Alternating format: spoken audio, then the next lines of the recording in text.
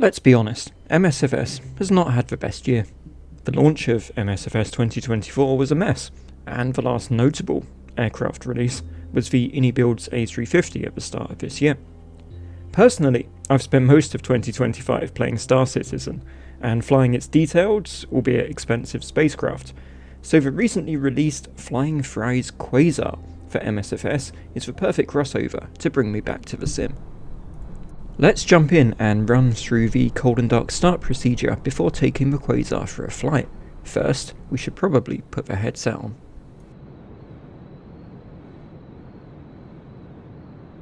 Power restored. Feels good to be online again. Welcome back, Captain.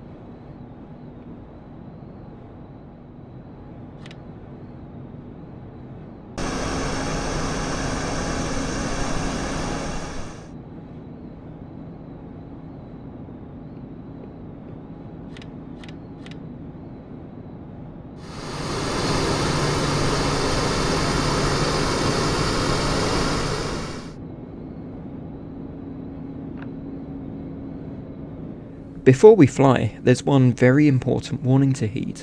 The autopilot is only reliable up to Mach 2 and 50,000 feet.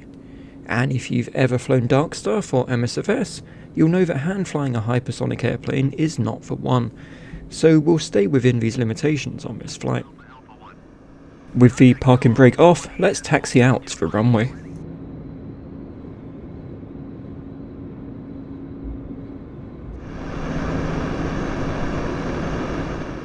Before we depart, I'll switch on the MFD and set up the autopilot. Right now, we only need flight director and nav mode. Let's quickly jump to the world map. Before flight, I set a quick direct route from a gate in Tokyo to London Heathrow. The sim automatically feeds this to the Quasar. Returning to the sim, I'll dial in our cruising altitude of 50,000 feet. It's time for takeoff. Throttles forward. Rotate is usually at 350 knots and gear up on positive rate. I'll select flight level change, then activate yaw damper and autopilot master.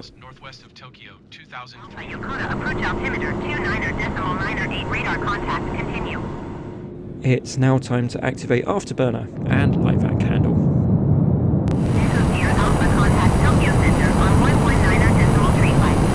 The Quasar can supercruise, so afterburners can be switched off once you pass the sound barrier, and the airplane will also level off at its cruise altitude with no problem. You can display an accurate Mach number on the custom display by the throttle quadrant. To activate the Quasar's auto throttle, you need to assign a hotkey for autopilot airspeed hold. The auto throttle isn't an official feature, so activation is a bit of a hack and only works up to Mach 1.9. The method is to enter the MFD's VNAV menu and set the FMS speed to 600 knots. You can then hit the autopilot airspeed hold hotkey.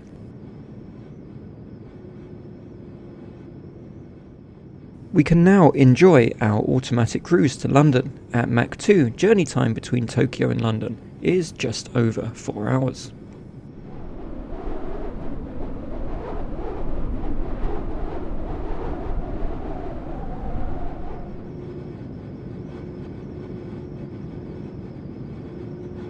Echo Sierra Alpha, you're leaving my airspace. Resume own navigation. A unique sci-fi feature of a Quasar, straight out of Star Citizen, is its ability to generate hydrogen fuel as it flies. You can check fuel consumption and generation quickly from this custom display on the glare shield. Because the Quasar uses the Garmin 3000, it includes some cool and useful features, like this synthetic vision display on the PFD.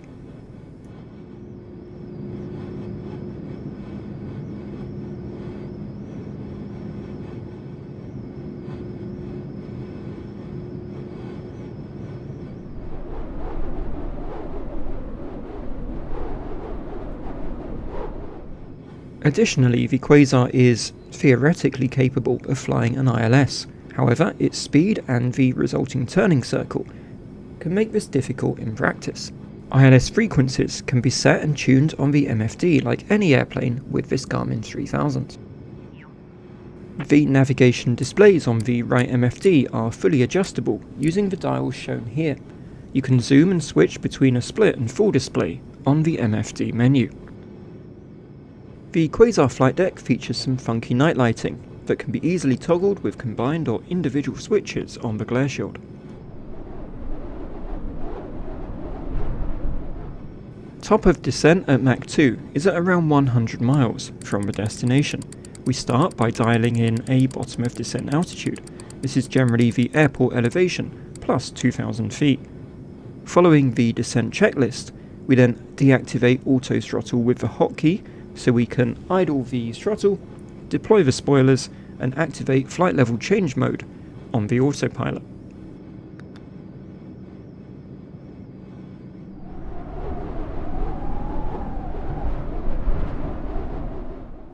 I retract the spoilers as the airplane reaches 400 knots, as it doesn't fly very well below that speed.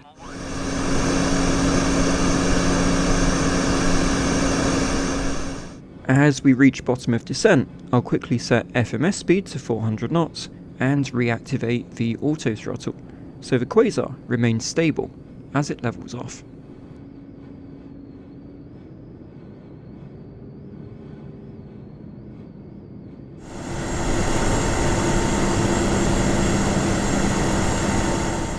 As we get closer to the airport, I choose a runway and approach, so the airplane will vector itself towards the entry point for the ILS.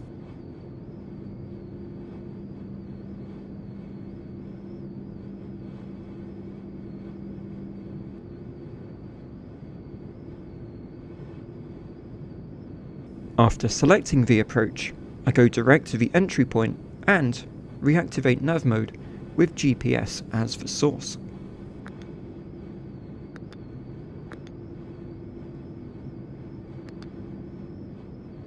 Echo Sierra Alpha.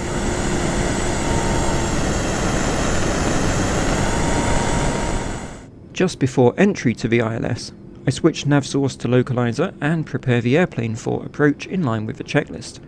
Engines 2 and 3 off, and empty fuel tanks 1 to 3.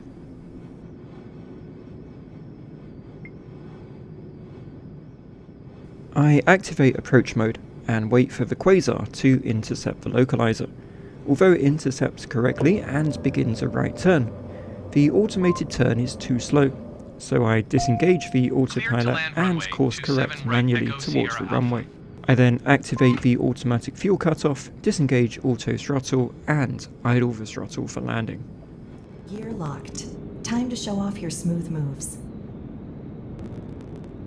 The Quasar tends to float before touchdown, but it can be forced down by applying spoilers.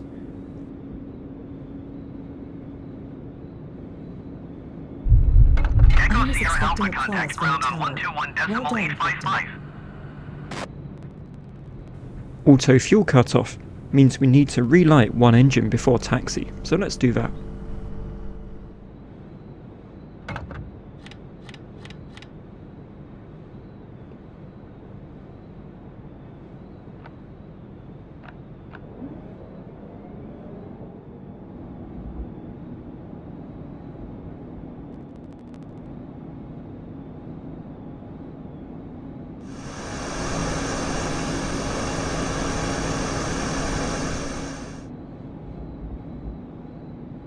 Now we're parked at the gate, we can shut the aircraft down and bring our flight to its conclusion.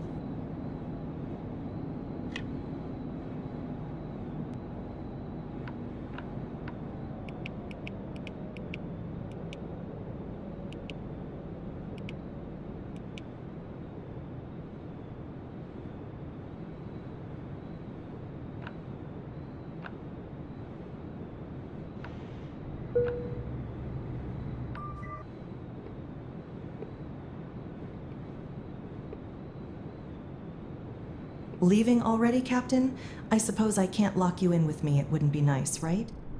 Thanks for watching. Remember to subscribe for more sim content. Take care, and I'll see you next time.